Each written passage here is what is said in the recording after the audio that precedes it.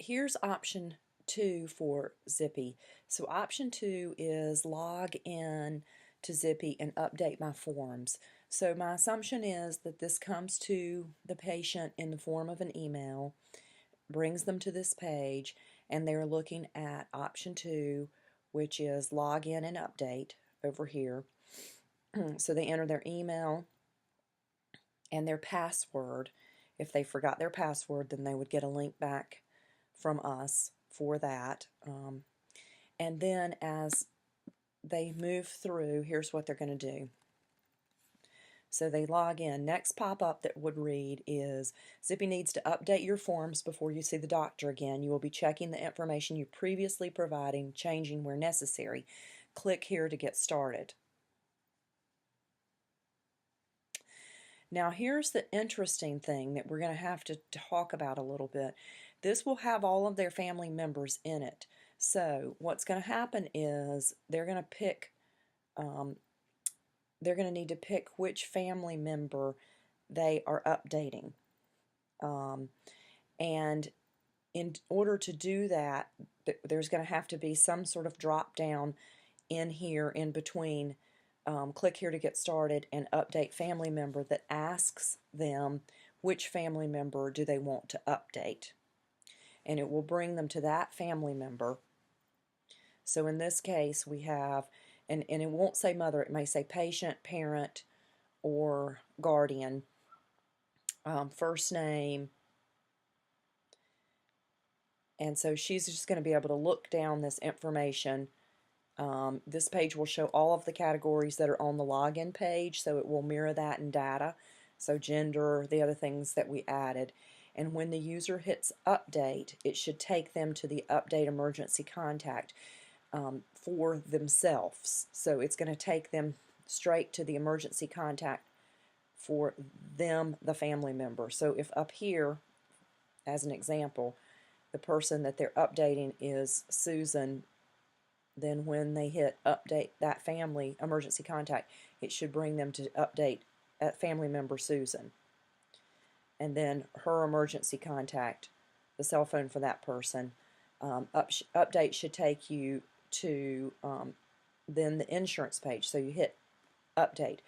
Again, it should flow straight to the update insurance info specifically for that person, for Susan or Sue. The change obviously on that page for dental to say dental insurance provider. They're going to go through and check this information to make sure it's correct, and they don't need to edit it.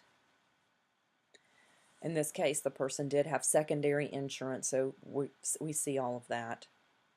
And then when they hit the update button, it will take them straight to update financial responsibility. Again, as in flow number 1, this is not a page that currently exists, so we're going to have to create this with the financial text, and then they need to update that they yes or no on these boxes and hit update. The other question that I'm just going to ask here of the developer is, let's say somebody makes a change to anything in their profile. When that creates a form in the end for the user, is there a way that we might highlight the changes that that person made to their data? I don't know if that's possible, but I'm asking the question. In the financial, at the end of the financial responsibility box, we hit the update button, which takes you to the update medical data for, again, for that family member. So the flow is going to have to go for that family member, even if they have 2 or 3 family members in their system. Again, the questions would be altered for this page because it would match what that type of doctor needed. Same thing, you hit update at the bottom and it takes you to update your primary doctor.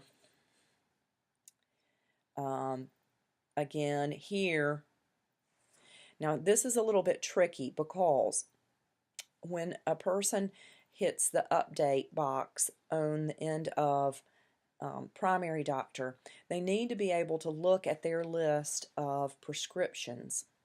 And that's a trickier situation because their prescriptions are multiple prescriptions. So we need to be able to say, here's a list of the prescriptions that Zippy has on file for you.